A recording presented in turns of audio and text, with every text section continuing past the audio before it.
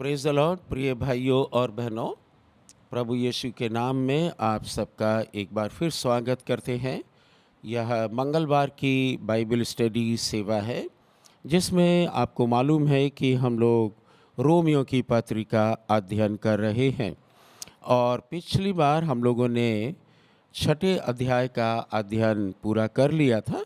आज हम चाहते हैं कि 7वें अध्याय का 1 वचन से लेके और 13 वचन तक हम अध्ययन करेंगे आज की शाम। और हम विश्वास करते हैं कि अब तक के जो एपिसोड हैं सीरीज़ में जो भी हम लोगों ने बातचीत की है, उससे आप रोमियो की पत्री का अध्ययन ठीक से कर पाए हैं। मैं अक्सर बोलता हूँ, ये समझने के लिए बहुत आवश्यक है कि हम इसमें ज़्यादा टाइम बिताएं। और अच्छा होगा कि जब आप रोमियो की पत्री का अध्ययन करते हैं तो अकेले ना करें, क्योंकि इसमें प्रश्न होते हैं। तो आप अपने फैमिली के साथ बैठकर या किसी मित्र के साथ बैठकर इसका अध्ययन करें। ऐसे कहा जाता है और मैंने देखा भी है कि बाइबल अध्ययन अकेले में कभी ना करें। आप बाइबल पढ़ते हैं, समझते हैं, ठीक है, और प्रार्थना करते हैं, ये एकांत में कर सकते हैं। लेकिन जब रोमियो की पत्री जैसे या कुछ टेक्निकलिटीज़ या उसकी पृष्ठभूमि के बारे में आप नहीं जानते, तो फिर एक दूसरे के साथ मिलकर अध्ययन करें, ताकि आप परमेश्वर के वचन में मजबूत हो सकें। और फिर ये भी कि आप देख सकें कि कौन सी शिक्षा परमेश्वर के वचन के ऊपर है, निकट है।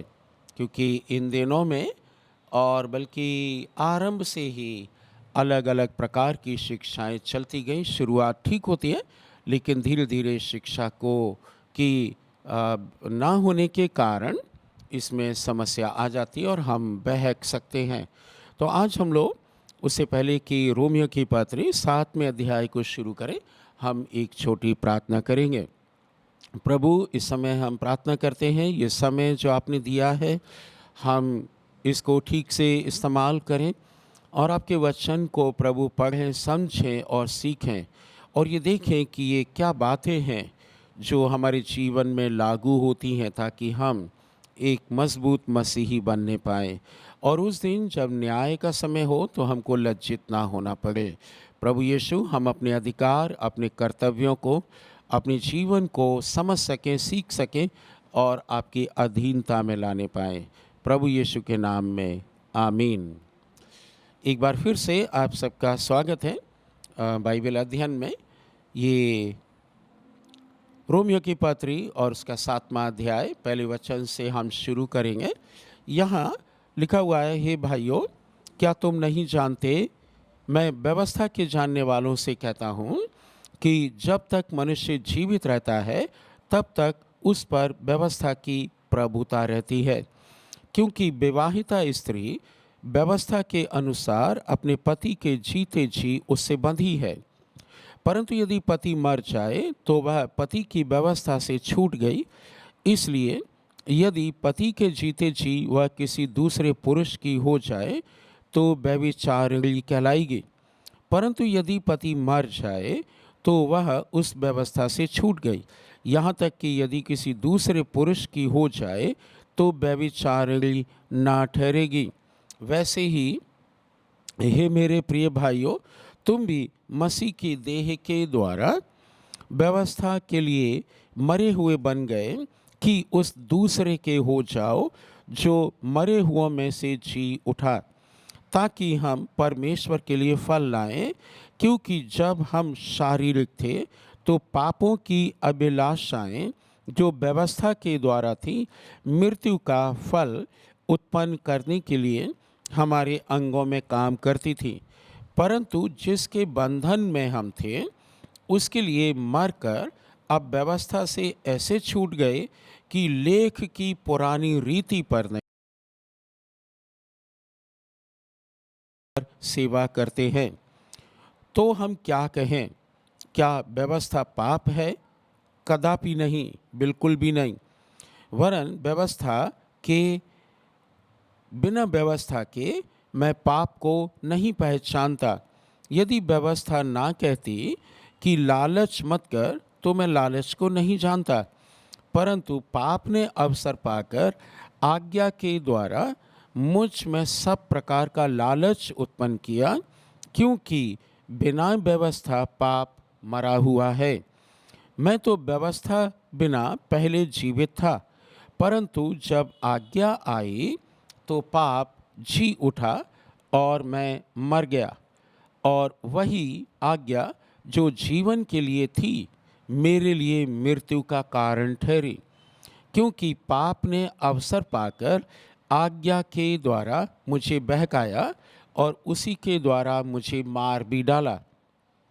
इसलिए व्यवस्था पवित्र है और आज्ञा भी ठीक और अच्छी है। तो क्या वह जो अच्छी थी मेरे लिए मृत्यु ठहरी? नहीं, बिल्कुल भी नहीं। परंतु पाप उस अच्छी वस्तु के द्वारा मेरे लिए मृत्यु का उत्पन्न करने वाला हुआ, कि उसका पाप होना प्रकट हो और आज्ञा के द्वारा पाप बहुत ही पाप में ठहरे। ये काफ़ी कुछ लगता है कि कॉम्प्लिकेटेड है, घुमावदार है, और इसको एक एक वचन करके हम समझने की कोशिश करेंगे ताकि हम एक नतीजे पर पहुंच पाएं। और वो नतीजा ये है कि हमारा उद्धार व्यवस्था के कामों से नहीं हुआ है, हमारा उद्धार मसीह के क्रूस पर नई आत्मा के द्वारा हुआ है। अब हमको नया आत्मा मिला, पवित्र आत्मा मिला, उसके द्वारा हम जीवन जीते हैं। लेकिन आप देखते हैं कि प्रेरित पौलुस बार बार व्यवस्था के विषय में कहते हैं, कुछ चीज़ थोड़ा सा नेगेटिव कहते हैं, लेकिन आगे चल के उसको ठीक कर देते हैं। और ये केवल समझने की बात है। व्यवस्था बुरी नहीं है, अगर बुरी होती तो प्रभु उसको निकाल देते, बाइबल में रखते नहीं। लेकिन व्यवस्था ठीक है, और उससे बढ़कर हमको समझना है कि हम जो नए नियम में जीवन जी रहे हैं, हम कहाँ से उसको शुरू करते हैं। तो आइए 7वें अध्याय के पहले वचन से प्रेरित पौलुस कहते हैं उन लोगों से जो व्यवस्था को जानते हैं। अब देखिए, हम और आप व्यवस्था को जानते हैं क्योंकि बाइबल में है। पहली 5 किताबें जिसको व्यवस्था कहा जाता है, पेंटाट्यूक कहा जाता है, और जिसको कानून भी कह सकते हैं, जो परमेश्वर ने मनुष्यों को जीवन जीने के लिए दिए थे। मनुष्य इसमें बुरी तरह फेल हुआ है, परमेश्वर फेल नहीं हुआ। परमेश्वर ने मनुष्य के जो पापों का बोझ था वो हल्का कर दिया, हटा दिया, और वो पापों का बोझ परमेश्वर ने मनुष्य को न दे के अपने ही पुत्र को दे दिया। ये समझने की बात है। तो जब परमेश्वर ने व्यवस्था दी थी तब भी परमेश्वर परमेश्वर था।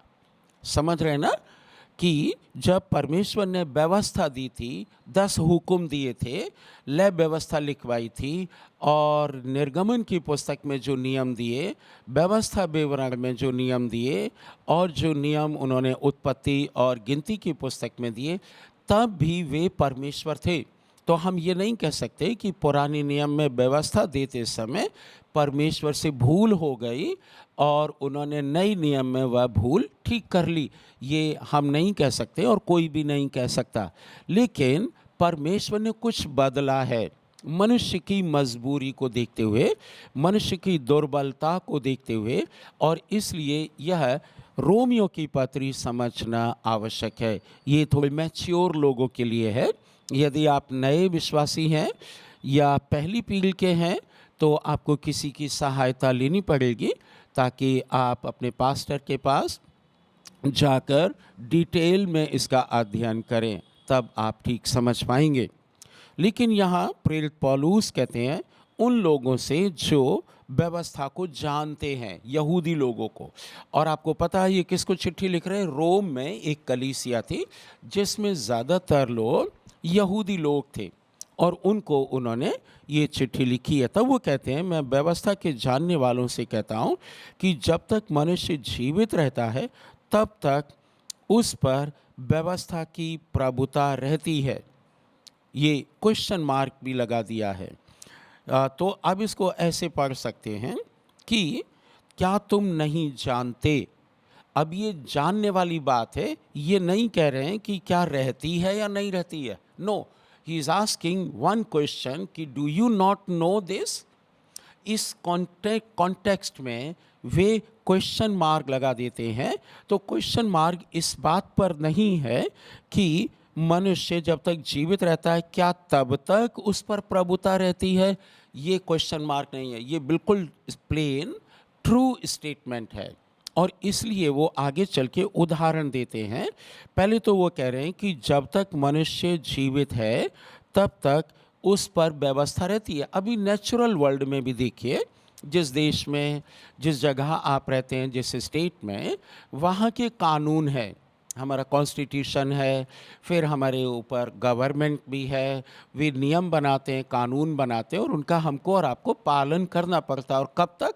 जब तक हम जीवित हैं तब तक जो कानून प्रेजेंटली उन्होंने बनाया है उसका हमको पालन करना होगा। वैसे ही व्यवस्था भी जब परमेश्वर ने दी तो परमेश्वर ने आशा की कि मनुष्य उसका पालन करेगा और ये व्यवस्था मरते दम तक चलती है। जो परमेश्वर की व्यवस्था है उसमें कोई गलती नहीं है। गलती मनुष्य में हो गई, इसलिए परमेश्वर को कुछ चेंज करना पड़ा। अब वो यहाँ पर एक उदाहरण देते हैं। वो कहते हैं कि जब एक स्त्री विवाह हो जाता है तो वह हमेशा के लिए उससे बंधी रहती है। अगर वह पति के रहते रहते दूसरे से शादी कर लेती है तो लोग उसको अच्छा नहीं कहते हैं। वो कहते हैं तुम्हारा पति जिंदा है, तुमने ये पाप किया है, व्यभिचार किया है। लेकिन यदि पति मर जाता है तो सब लोग चाहते हैं कि उसकी शादी हो जाए ताकि वो ठीक से जीवन जी सके। लेकिन ऐसा जीते जी नहीं करते। मरने के बाद एक जन को मरना होता है। तब प्रेरित पौलुस कहते हैं कि जब वो व्यक्ति जब वो पत्नी पति के मरने के कारण व्यवस्था से, मैरिज की व्यवस्था से छूट गई तो फिर उस पर वो मैरिज की, शादी की व्यवस्था लागू नहीं होती। इसको ऐसे भी समझ सकते हैं, आज के समय में आप किसी कंपनी में काम करते हैं और कंपनी का नियम है कि आपको वहाँ 10 बजे पहुँचना है, 6 बजे तक वहाँ रहना है, ये काम करना है। ये आप करते रहेंगे, लेकिन जिस दिन आप रिज़ाइन करते हैं और आप कहते हैं 30 दिन के बाद हम यहाँ से रिलीज़ हो जाएंगे, जिस दिन आप रिलीज़ हो जाते हैं उस दिन कंपनी के कानून आप पर लागू नहीं होते, क्योंकि अब आप कंपनी के एम्प्लॉय नहीं रहे, अब कंपनी अलग हो गई। वैसे ही यहाँ प्रेरित पौलुस एक्सप्लेन कर रहे हैं कि वह स्त्री छूट गई, वो जीते जी पति की थी, अगर पति मर गया तो फिर किसी की हो जाए, शादी कर ले तो वह शादी की व्यवस्था से छूट जाती है। 4 वचन में लिखा है, वैसे ही हे मेरे भाइयों, तुम भी मसीह की देह के द्वारा व्यवस्था के लिए मरे हुए से बन गए। अभी क्या हुआ? व्यवस्था हमारे ऊपर एक बोझ की तरह थी जो शारीरिक चीज़ों में ध्यान रखती थी। पाप करो, बलिदान करो, ऐसा करो, कपड़े धो, नहाओ, ये सांसारिक चीज़ें थी शरीर के लिए। बट याद रखिए उस समय परमेश्वर ने बेस्ट नियम दिए थे मनुष्य को। अगर आप देखें वो व्यवस्था, अगर प्रभु यीशु मसीह, पाप की बात उसमें ना हो तो हाइजीनिकली बहुत अच्छी थी, समाज में रहने के लिए बहुत अच्छे नियम थे जो आज भी आप देखते हैं कि वे चलते हैं। कि अगर पाप किया है, अगर किसी ने अपराध किया है तो उसको वही बदला देना चाहिए। दांत के बदले दांत, हाँ, आँख के बदले आँख, ऐसा नियम था। अगर वो होता तो फिर अभी अपराध नहीं होते। परंतु प्रभु ने आकर क्या किया, वह व्यवस्था को हमारे ऊपर से बोझ हटाकर अपने ऊपर पूरी कर ली। उन्होंने व्यवस्था की पूरी बातें जो हमको पूरा करना चाहिए अपनी देह में पूरी की। तो फिर क्या हुआ, मसीह व्यवस्था का बोझ लेके मर गए। और फिर क्या होता है, वैसे ही तुम भी मसीह की देह के द्वारा व्यवस्था के लिए तो मर गए। क्यों? क्योंकि व्यवस्था को लेकर प्रभु यीशु मर गए, उन्होंने कहा पूरा हुआ, और उन्होंने पूरी व्यवस्था, परमेश्वर के नियम पूरे कर दिए कि उस दूसरे के हो जाओ जो मरे हुए में से जी उठा। यानी प्रभु यीशु मसीह मरे हुए में से जी उठे, अब हम उनके हो गए। तो आगे चल के क्या कहते हैं, ताकि हम परमेश्वर के लिए फल लाएं। अब यहाँ एक चुनौती है मेरे और आपके लिए भी कि जब हम मसीह के हो गए हैं तब हमारी रिस्पॉन्सिबिलिटी फल लाने की हो गई है। अब देखेंगे पुराने नियम में फल लाने जैसी कोई बात ही नहीं थी। आज का मामला आज निपटाना है, 1 साल तक के लिए आपके पाप क्षमा हो गए, ये टेम्पररी था, लेकिन फल की कोई बात ही नहीं थी। अब जब मसीह मर गए हैं, हमारे पापों को उठा लिया, तो वो कहते हैं कि ताकि हम परमेश्वर के लिए फल लाएं।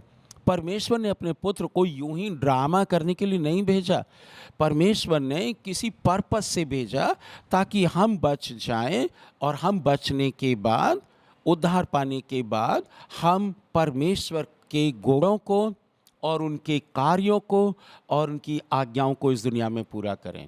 याद रखिएगा, आज्ञाएं कभी पीछा नहीं छोड़ती हैं। परमेश्वर ने प्रभु यीशु मसीह को हमारे हमारे स्थान पर बलिदान करके ऐसा नहीं कह दिया कि अब तुम सब कोई भी आज्ञा मत मानना। नो, बाइबल में नए नियम में भी आज्ञाएं हैं। मैं देख रहा था कि बाइबल में जो नए नियम में 850 आज्ञाएं जो परमेश्वर ने दी हैं, तो ऐसा लगता है कि वो 10 आज्ञाएं ज़्यादा अच्छी थी। यहाँ तो नए नियम में 850, लगभग 850, अगर आप समराइज़ कर लो उनको, तो भी 700 आज्ञाएं अभी भी हैं। हे भाइयों, एक दूसरे की बुराई ना करो, हे भाइयों चोरी चालाकी ना करो, हे भाइयों एक दूसरे को धोखा ना दो, हे भाइयों छल कपट ना करो, हे भाइयों व्यभिचार ना करो। ये सब बातें पुराने नियम की हैं। अगर आप देखें नए नियम में केवल एक आज्ञा नहीं है, जो वो आज्ञा है कि तुम परमेश्वर के सप्त के दिन को स्मरण करना, रखना। ये आज्ञा नए नियम में पाई नहीं जाती, लेकिन परमेश्वर ने इसको रखा है वहाँ पर। ये मानकर कि हम मसीह की देह में जुड़ गए, तो फिर हम कलीसियाओं में अपनी संगति रखेंगे, लोकल कलीसियाओं की स्थापना करेंगे और कलीसिया में हम जाएंगे। ये प्रभु ने माना है, ये हर एक विश्वासी जानता है, ये पवित्र आत्मा की छाप के द्वारा हमको पता चल जाता है। तो अब फल लाने की बात नए नियम में है। अब आपको देखना है कि आप मसीह के लिए फल ला रहे हैं, या जैसे पहले स्वभाव था वैसा ही है। चोरी पहले करते थे, मसीह में आने के बाद थोड़े दिनों के लिए छोड़ दिया, फिर चोरी करने लगे। इससे जीवन का परिवर्तन का गारंटी नहीं है, कोई एविडेंस नहीं है कि आपका जीवन बदला है या मेरा जीवन बदला है। क्योंकि जब हम शारीरिक थे तो पापों की अभिलाषाएं जो व्यवस्था के द्वारा थी, मृत्यु का फल उत्पन्न करने के लिए हमारे अंगों में काम करती थी।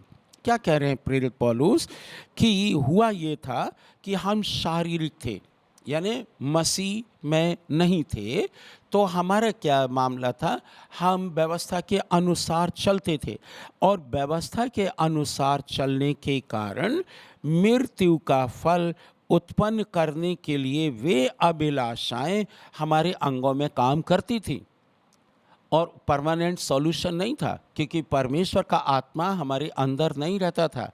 अब परमेश्वर का आत्मा है तो हमको बता देता है कि ये अभिलाषा शैतान की ओर से है या परमेश्वर की ओर से। सारी अभिलाषाएं बुरी नहीं हैं। मेरी अभिलाषाएं हैं कि हमारे कलीसिया में जितने लोग आते हैं सबका उद्धार हो और सब ठीक से रहें।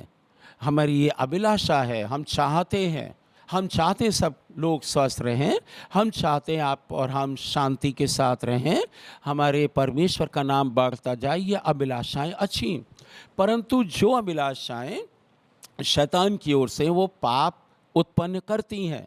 और यहाँ प्रेरित पौलुस उसी पर जोर डाल रहे हैं कि वे सारी व्यवस्था के द्वारा थी। आगे और क्लियर करेंगे, वे मृत्यु का फल उत्पन्न करने के लिए हमारे अंगों में काम करती थी, परंतु जिसके बंधन में हम थे उसके लिए मरकर अब व्यवस्था से छूट गए। क्या हुआ है कि हम बंधन में थे, व्यवस्था के, कानूनों के, ये मानना ये नहीं मानना, इसमें हम मर गए, उसके लिए हम मर गए। और मरने के बाद क्या हुआ, ये कब मर गए, क्योंकि 6 अध्याय में आपने पढ़ा था, जब हमने बपतिस्मा लिया तो संसार की अभिलाषाओं को हमने दफना दिया है। अब हम मसीह में जीवित हो गए, परंतु जिसके बंधन में हम थे उसके लिए मरकर अब व्यवस्था से ऐसे छूट गए कि लेख की पुरानी रीति पर नहीं वरन आत्मा की नई रीति पर सेवा करते हैं। अब आप याद रखिएगा कि लेख की पुरानी रीति का मतलब है जो लिखी हुई व्यवस्था थी, जो प्रेरित, जो मूसा को मिली, मूसा नबी को मिली, वो नियम थे जो इजरायलियों को बताए थे। ऐसे जीना है, ऐसे परमेश्वर की सेवा करना है, समाज में पड़ोसियों के साथ, परिवार के साथ ऐसा व्यवहार करना है, पाप हो तो क्या करना है, धन्यवाद दे क्या करना है, ये सब कानून थे, ये बुरे नहीं थे।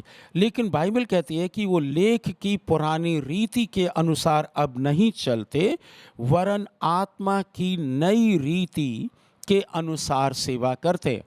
अब देखिए, नए नियम में कुछ सेवा का चेंज हुआ है, तरीका चेंज हुआ। सबसे बड़ी सेवा क्या है? लोगों को जमा करके सेवा करना, उनको पाप के विषय में बताना, ये बड़ी सेवा नहीं बताई। सबसे बड़ी सेवा रोमियो 12वें अध्याय में पढ़ेंगे, अपने शरीर को जीवित, पवित्र और परमेश्वर को भावता हुआ बलिदान करके चढ़ाओ, यह तुम्हारी आत्मिक सेवा है। This is your spiritual ministry और स्पिरिचुअल सर्विस। ये बताए प्रतिदिन हम चलेंगे प्रभु के साथ। उसमें प्रतिदिन चलने वाली बात नहीं थी, इसमें प्रतिदिन चलने वाली बात है। मसीह की सेवा नई रीति से करते हैं। 7वें पद में, तो हम क्या कहें? अब प्रेरित पौलुस फिर पूछ रहे कि हम क्या करें, क्या कहें इस विषय में। ये नहीं कि प्रेरित पौलुस को पवित्र आत्मा सकते में डाल रहे हैं, संदेह में डाल रहे हैं, ऐसी बात नहीं है। पर वो ये हमारे लिए लिख रहे हैं ताकि हम कन्फ्यूजन में ना हो।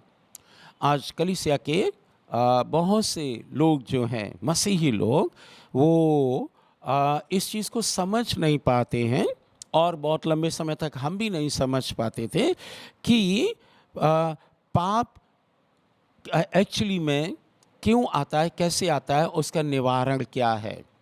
क्योंकि हम व्यवस्था में लगे हुए थे, यानी एक बार हम बच गए तो ज़िंदगी भर तक हम पाप करते रहे, प्रभु अब कुछ नहीं कहेंगे। ऐसी मानसिकता आज बहुत से लोगों की है। तो वो क्या कहते, क्या व्यवस्था पाप है? लेकिन वो कहते बिल्कुल भी नहीं। आप कह सकते हैं बिल्कुल भी नहीं, व्यवस्था पाप नहीं है। व्यवस्था, अब लिखा हुआ है, वरन बिना व्यवस्था के मैं पाप को नहीं पहचानता। दैट मीन्स व्यवस्था के कारण हमको पाप की पहचान होती है। वो उदाहरण देते हैं, यदि व्यवस्था ये नहीं कहती कि लालच मत करो, तो मैं जानता भी नहीं कि लालच क्या होता है। परंतु पाप ने अवसर पाकर आज्ञा यानी व्यवस्था के द्वारा मुझ में सब प्रकार का लालच उत्पन्न किया, क्योंकि बिना व्यवस्था पाप मुर्दा है। समझ पा रहे हैं ना? यहाँ लिखा हुआ है कि अगर व्यवस्था नहीं कहती, अभी कैसे पता चलेगा चोरी करना पाप है? क्योंकि कोई कानून होना चाहिए, कोई पैमाना होना चाहिए। तो जब पैमाना हमारे पास होता है, व्यवस्था पैमाना थी कि ये नहीं करना है, और जब हम उसको करते हैं तो हम परमेश्वर की आज्ञा का उल्लंघन करते हैं, और जब उल्लंघन करते हैं तो वो पाप हो जाता है। तो ये बता रहे हैं प्रेरित पौलुस कि व्यवस्था के बिना हमको पाप की पहचान नहीं होती। एक जगह लिखा है पाप जगत में था व्यवस्था से पहले, परंतु जहाँ व्यवस्था नहीं है, कानून नहीं है, वहाँ उसको कैसे दंड देंगे। अभी कई जगह जो लॉयर्स होते हैं और फिर हम लोग के जजेस होते हैं, उनको कई चीज़ों का फैसला करना मुश्किल हो जाता है। एक फैसले के बारे में हम पढ़ रहे थे, केस के बारे में। एक इंडियन मम्मी और पापा थे, उनकी वाइफ का डिलीवरी होने वाला था। अब वो डिलीवरी उनका हो गया एरोप्लेन में, जब वो ऊपर हवा में उड़ रहे थे। अब जब वो जिस देश में पहुँचे, उन्होंने कहा कि इस बच्चे की नागरिकता का प्रॉब्लम पड़ा। अब वो कहते हैं कि इंडिया में पैदा हुआ या फिर इंडिया के बाहर पैदा हुआ, इसको कैसे नापेंगे। तो ऐसे मामलों में कोर्ट की मजबूरी होती है, हम लोग को कोर्ट का फैसला मानना चाहिए, मानना पड़ता है, क्योंकि ये हमारा कानून है। बाइबल सिखाती है कि अपने देश के जो कानून है उसका पालन कीजिए और अपने अधिकारियों की अधीनता में रहिए। तो वो ऐसा कानून दे देते हैं, मतलब ऐसा फैसला दे देते हैं जो उनकी दृष्टि में अच्छा होता है, फ़ायदेमंद होता है। वो तो बुरा नहीं करते किसी का। लेकिन पाप की पहचान कैसे होती है? व्यवस्था के द्वारा, कानून के द्वारा। और यहाँ पर प्रभु ने लिखित व्यवस्था दे दी। और फिर वो कहते हैं पाप ने अवसर पाकर व्यवस्था के द्वारा, इसको ऐसा बोल सकते हैं, पाप तो पहले था ही था, है ना, आदम हव्वा से पहले भी शैतान था, लेकिन पाप का जो डिमॉन्स्ट्रेशन है, मैनिफेस्टेशन है और जो संसार में लाने का साधन है, वो शैतान ने आदम और हव्वा को बनाया, उनके द्वारा पाप आ गया। पहले आदम और हव्वा से भी पहले पाप था क्योंकि शैतान पहले से था, लेकिन आदम और हव्वा को पाप नहीं मालूम था। और ये यहाँ तक पाप नहीं मालूम था कि है क्या, जब तक परमेश्वर ने एक पैमाना जिसको व्यवस्था कहते हैं वो नहीं दी, तब तक मालूम ही नहीं था। तो यहाँ प्रेरित पौलुस बिल्कुल क्लियर करें कि आज्ञा के द्वारा यानी व्यवस्था के द्वारा मेरे शरीर में पाप ने व्यवस्था का बहाना लेकर क्या कर दिया, लालच उत्पन्न कर दिया। तो परमेश्वर को बताना पड़ा लालच करना पाप है। व्यभिचार उत्पन्न कर दिया तो परमेश्वर को बताना पड़ा व्यभिचार नहीं करना। झूठ बोलना, परमेश्वर को पता था कि ये पाप है, परमेश्वर ने व्यवस्था दी ताकि मनुष्य को इस पाप से बचा सके। तो पाप जो होता है वह व्यवस्था का सहारा लेकर मनुष्य में घुस जाता है और उससे वो पाप कराता है, क्योंकि बिना व्यवस्था पाप मुर्दा है। अगर व्यवस्था नहीं तो पाप को जानेंगे ही नहीं, और जानेंगे नहीं तो उसका कोई न्याय नहीं होगा। फिर हम लोग अपनी मर्जी से चलेंगे, कोशिश करेंगे ठीक हो जाए, लेकिन अगर गलत हो जाता है तो भी उसका कोई रेमेडी नहीं है, कोई इसको गलत कहेगा ही नहीं, क्योंकि गलत तब कहेगा जब गलत कहने का या सोचने का या उसका कुछ पैमाना होगा, तब ये पता चल पाएगा। मैं विश्वास करता हूँ आप लोग समझ रहे हैं इन बातों को, बाद में हम लोग डिस्कशन करेंगे जो लोग यहाँ पर हैं। मैं तो व्यवस्था के पहले जीवित था, मनुष्य जीवित था, प्रेरित पौलुस जीवित है, परंतु जब आज्ञा आई, आज्ञा मतलब व्यवस्था आई, तो क्या हुआ कि पाप जिंदा हो गया, और पाप के कारण प्रेरित पौलुस कहते हैं मैं मर गया। अब पहले पाप पता ही नहीं था, मतलब आप जा रहे हैं आपको पता ही नहीं कि रास्ते में सांप है, तो फिर सांप है वो अपने रास्ते आप अपने रास्ते। लेकिन जब आपको पता चल जाता है तब आपको डर लगने लगता है, और डर पाप हो जाता है।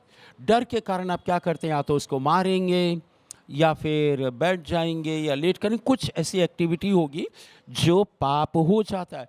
तो वो कहते हैं कि व्यवस्था के बिना तो मैं पहले जीवित था, परंतु जब व्यवस्था आई तो पाप जिंदा हो गया, क्योंकि व्यवस्था ने, आज्ञा ने पाप की पहचान करा दी। ये गहरी बातें थोड़ा समझना पड़ेगा आपको। और फिर मैं मर गया, और वही आज्ञा जो जीवन के लिए थी मेरे लिए मृत्यु का कारण बन गई। परमेश्वर ने ये सारी आज्ञाएं मनुष्य को मार डालने के लिए नहीं कही थी, परमेश्वर ने पाप से बचाने के लिए दी थी कि पाप नहीं करना। लेकिन जब परमेश्वर ने वह आज्ञा दी थी, वो चलते चलते मनुष्य उसको पूरा नहीं कर पाया और मनुष्य और फंसता गया।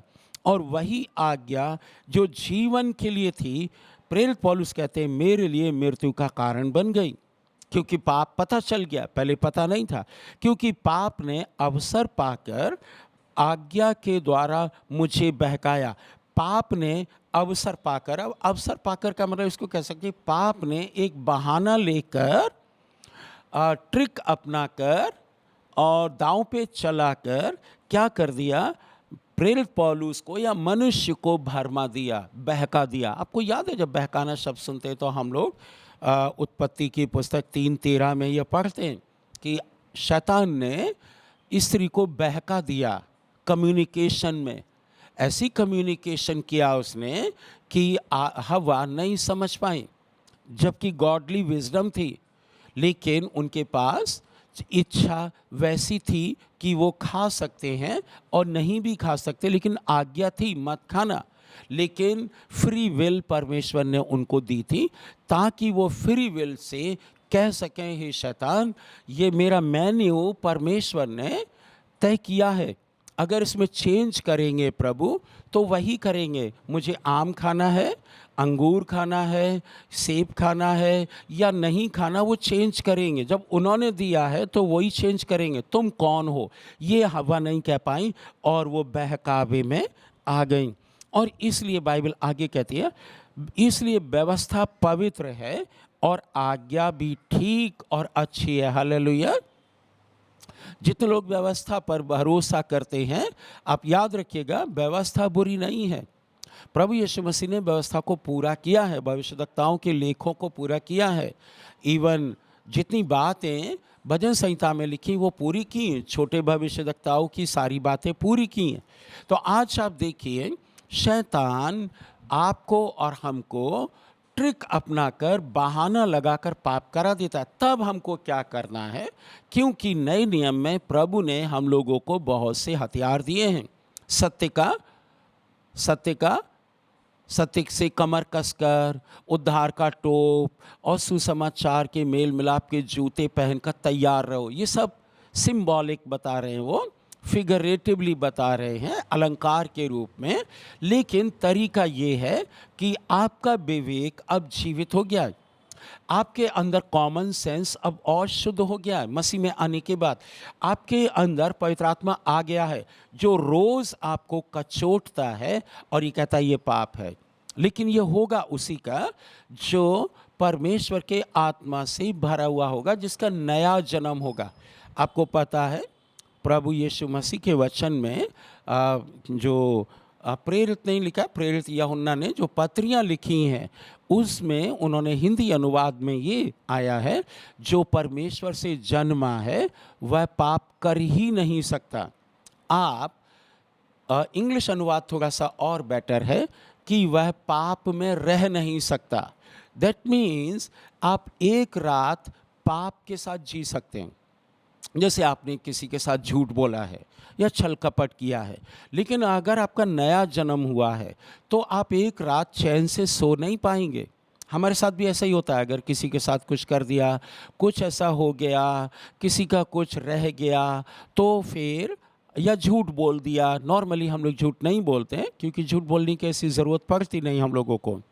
तो फिर अगर ऐसा कोई पाप होता है तो हमारे अंदर जो परमेश्वर का आत्मा है वह नंबर वन, वो पाप के विषय में कचोटता है, कायल करता है और फिर उकसाता है। और फिर जब हम परमेश्वर का वचन पढ़ते हैं तो हमारी समझ में आता है ये गलती है, उसने नहीं, हमने गलती की। मान लो हमने किसी का 100 रुपया लिया और हम देते नहीं, बहाने बनाते हैं और लड़ाई कर लेते हैं, तो पवित्र आत्मा हमको बोलेगा, ये उसी को बोलेगा। इससे आप अपनी पहचान कर सकते हैं।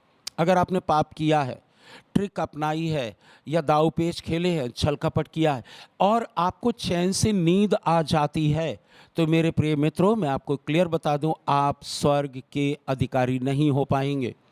क्योंकि नए जन्म की जो पहचान है वह ये है कि आपके अंदर पवित्र आत्मा आना चाहिए। पवित्र आत्मा को अंदर आने के लिए एक चीज़ ज़रूरी है कि वहाँ मसीह होना चाहिए। आप देखोगे तीसरी शताब्दी में जो हमको क्रीड मिला है, जिसको हम अपोस्टल्स क्रीड बोलते हैं, वो तब से चल रहा है, यानी करीब 1700-1800 सालों से, 1800 सालों से। और वो जो क्रीड है वो विश्वासियों का जो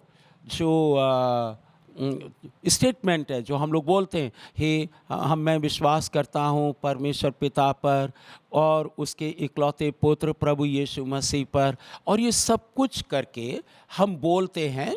तो ये इसलिए बोलते हैं कि पवित्र आत्मा पहले नहीं आएंगे अंदर, पहले कौन आएंगे? मसीह आएंगे। अगर मसीह नहीं है वहाँ पर तो पवित्र आत्मा नहीं होगा, फिर झूठा आत्मा होगा जो आपको थोड़े दिनों के लिए संतुष्ट कर देगा। आप अपना उल्लू सीधा कर लेंगे, हम अपना उल्लू सीधा कर लेंगे और अपना चलते जाएंगे। बहाना ये बना देंगे कि हम मसीह के लहू से धुले हुए हैं।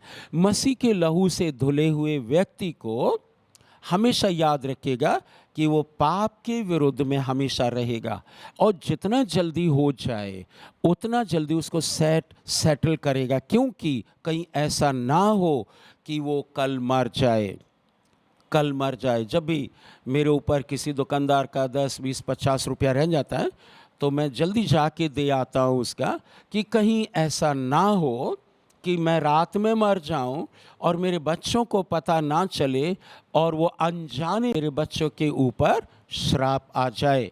बाइबल ऐसा बताती है। बहुत से लोगों ने बेईमानी की पैसे के मामले में और उनकी कई पीढ़ियां वे गुलामी में चली गई। बाइबल कहती है कर्ज लेने वाला कर्ज लेने वाले देने वाले का दास होता है। और एक जगह लिखा है दुष्ट उधार लेता है और वह भरता नहीं है, वो वापस नहीं करता, तो वो परमेश्वर की दृष्टि में कौन है? दुष्ट है। ये एक उदाहरण है। और दुष्ट लोग स्वर्ग के राज्य में प्रवेश नहीं करेंगे, चाहे वो कितना भी चंगाई करें, कितना भी रोएं, कितना भी चिल्लाएं। सबसे पहले उनको पवित्र आत्मा की आवाज़ सुनकर अपने जीवन से पाप को दूर करना चाहिए, मामला को सेटल करना चाहिए। ये पैसे की एक बात है, लेकिन रिलेशनशिप की एक बात है, या किसी पाप के बारे में जो भी है। ये पैसे की बात हम क्या देते हैं क्योंकि मेरा ऐसा अनुभव रहा है लोगों के साथ। तो क्या है? व्यवस्था पवित्र है। हालेलुया। व्यवस्था पवित्र है और आज्ञा भी ठीक और अच्छी है। बोलिएगा, आज्ञा ठीक और अच्छी है। अब प्रेरित पौलुस फिर एक प्रश्न पूछ रहे हैं, क्योंकि वो व्यवस्था के अधीन न आकर वो कहते हैं कि हम अनुग्रह के अधीन आ गए, अब हम ज़्यादा रिस्पॉन्सिबल बन गए, ज़्यादा जिम्मेदारी बन गई, अब हम ज़्यादा मुसीबत में पड़ गए हैं। पहले तो पाप किया, 2 कबूतर ले जाओ, मामला साफ हो गया। लेकिन अब बाइबल कहती है, दाऊद राजा ने भी कहा पुराने नियम में कि मेरा पाप सदैव मेरे सामने बना रहता है। प्रेरित पौलुस भी आगे चल के ये कहेंगे, अगर आप आगे पढ़ेंगे तो पता चलेगा, हम अध्ययन करेंगे आगे। तो क्या लिखा हुआ है कि आज्ञा ठीक है, अच्छी है, व्यवस्था पवित्र है। तो क्या वह जो अच्छी थी मेरे लिए मृत्यु ठहरी? नो।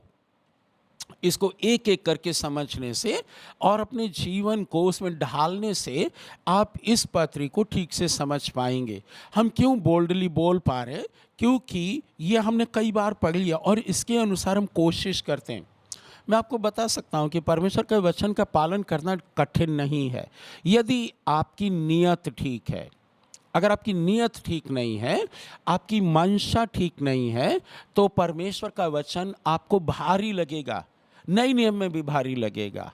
लेकिन अगर आपकी मंशा ठीक है, जो परमेश्वर का वचन कहता है, सरलता से, क्लीन हार्ट से आप मानते, तो आप ठीक रहेंगे, आप स्वस्थ रहेंगे, आपके हाथों के कामों पर आशीष आएगी, परमेश्वर आपसे प्रसन्न रहेंगे और फिर क्या होगा कि आप आगे बढ़ते जाएंगे। मंशा और क्लीन हार्ट की बात है।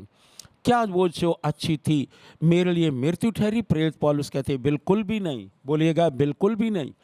परंतु पाप उस अच्छी वस्तु के द्वारा मेरे लिए मृत्यु का फल उत्पन्न करने वाला हुआ कि उसका पाप होना प्रकट हो जाए। पाप को पाप होने के लिए वह प्रकट हुआ है, पाप को पाप होने के लिए प्रकट हुआ है। और पाप किसके द्वारा प्रकट हो गया? व्यवस्था के द्वारा। क्योंकि लिखा हुआ ना, ऊपरी हम लोगों ने पढ़ा, परंतु जब आज्ञा आई तो पाप जिंदा हो गया, क्योंकि पाप की पहचान हो गई। आप देखते हैं आदम और हव्वा को पाप की पहचान नहीं थी, पाप था ही नहीं। लेकिन जैसे ही आज्ञा को उन्होंने तोड़ा, वहाँ क्या हो गया? पाप जो पहले से था, आदम और हव्वा के पहले शैतान गिराया गया, उसने बेडौल कर दिया था, पृथ्वी को सुनसान कर दिया था, परमेश्वर का दिल दुखा था। उससे पहले प्री एडम का जो संसार था, आदम से पहले का संसार, वो भी मारा गया है। हमारे पास रिकॉर्ड नहीं है, लेकिन हिंट तो मिलता है। तो उससे पहले शैतान वहाँ पर था, पाप था, और आदम और हव्वा ने जैसे ही आज्ञा का उल्लंघन किया, वैसे ही वे पापी बन गए, पापी ठहर गए। तो यहाँ क्या लिखा हुआ है? मृत्यु का उत्पन्न करने वाला हुआ कि उसका पाप होना प्रकट हो जाए। That means sin should expose itself. Sin should be known as sin. आज कलीसियाओं में एक समस्या है कि पाप को लेप लगा देते, पेंट कर देते।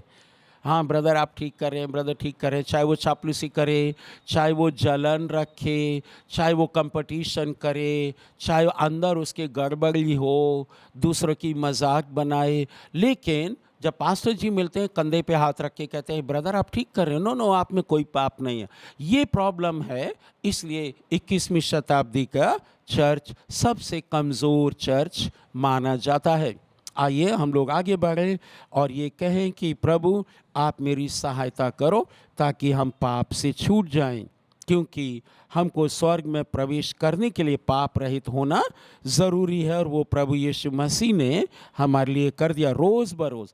याद रखिएगा, दो चीज़ें, पाप का इलाज परमेश्वर ने क्रूस पर कर दिया प्रभु यीशु ने, लेकिन हम पाप के इलाज के तुरंत बाद मर नहीं गए। अगर मर जाते तो ज़्यादा ठीक था, लेकिन हम जिंदा हैं। दैट मीन्स ये शरीर इस संसार में है। कब तक? जब तक प्रभु नहीं आते या फिर हमारी मृत्यु नहीं होती। तो फिर जब से हमने मसीह को स्वीकार किया, उसके बाद जो पाप हम करते, गलती करते, वो विकेडनेस आता है, यानी दुष्टता, क्या बोल देते उसको, विकेडनेस, जो जानबूझ के करते। अगर उसका इलाज नहीं किया तो वो हमारी जिम्मेदारी है, उसका फल हमको मिलेगा, कड़वा फल मिलेगा। उसी के लिए ये पत्री पढ़ना आवश्यक है, ताकि आप और हम, जो न्याय अब होगा, जो न्याय पाप का नहीं लेकिन अधार्मिकता का, दुष्टता का, चोरी का, बेईमानी का, देह के द्वारा जो पाप किए उनका इलाज होगा, उससे हम छूट जाएं। इसलिए हम यहाँ से ये संदेश और बाइबल अध्ययन करते हैं, ताकि हमारे लोग और आप जो हमें ऑनलाइन देखते हैं, परमेश्वर के वचन में मजबूत हो जाएं और ऊपर से लेके नीचे तक और अंदर से लेके बाहर तक शुद्ध हो जाएं। बाइबल कहती है, प्रभु यीशु ने कहा तू अंदर से लोटा नहीं मांजता है, अगर तू अंदर से मांज लेगा तो तू बाहर भी शुद्ध हो जाएगा। लोग बाहर से शुद्धता दिखाते हैं, हम बहुत अच्छे, हम बहुत ईमानदार हैं, कभी झूठ नहीं बोलते, और सब लोगों से वो सुनना चाहते हैं। लेकिन यदि आप उनको जाके बता दें कि आपने बेईमानी की, आपने चोरी की, आपने छल किया, आपने झूठ बोला, तो वे क्या करेंगे, आप पे चढ़ाई कर देंगे और वे मानेंगे नहीं। लेकिन आज वो नहीं मानते। एक समय आता है जब वो न्याय का समय होगा, तब प्रभु उनसे कह देंगे, मैंने तुम्हें कभी नहीं पहचाना, कुकर्म करने वालों, तुम मेरे सामने से चले जाओ। और ये न्याय होगा, अंतिम न्याय। उसके लिए हम आपकी तैयारी करा रहे हैं, और इसलिए रोमियो की पत्री का अध्ययन हम लोगों ने चुना है। हम विश्वास करते हैं कि आपके लिए ये पत्री उपयोगी है। आखिरी सेंटेंस लिखा है, पाप प्रकट हो और आज्ञा के द्वारा पाप बहुत ही पाप में ठहरे। दैट मीन्स इसकी फुलनेस में वह प्रकट हो जाए पाप में, ताकि मसीही लोग उसको ठीक से देख सकें, जान सकें और उससे जल्दी छुटकारा पा लें, उससे जल्दी छुटकारा पा लें, ताकि वो पाप उनके शरीर में, उनके दिमाग में, और फिर उनके बच्चों में, और फिर नाती पोतों में प्रवेश ना करे। Every generation is responsible for his or her sins। वो अपने लिए जिम्मेदार है। लेकिन इसमें माता पिता का भी और पूर्वजों का भी दोष पाया जाता है। इसलिए हमको ये समझने की आवश्यकता है। प्रेरित पौलुस नए नियम में जी रहे हैं, उनका नया जन्म हो गया, फिर भी वो पूर्वजों की बात कर रहे हैं जो व्यवस्था में लिखी है। हालेलुया। तो हम अगले मंगलवार को फिर मिलेंगे। तब तक प्रभु आपको बहुत आशीष दे। जय मसीह की।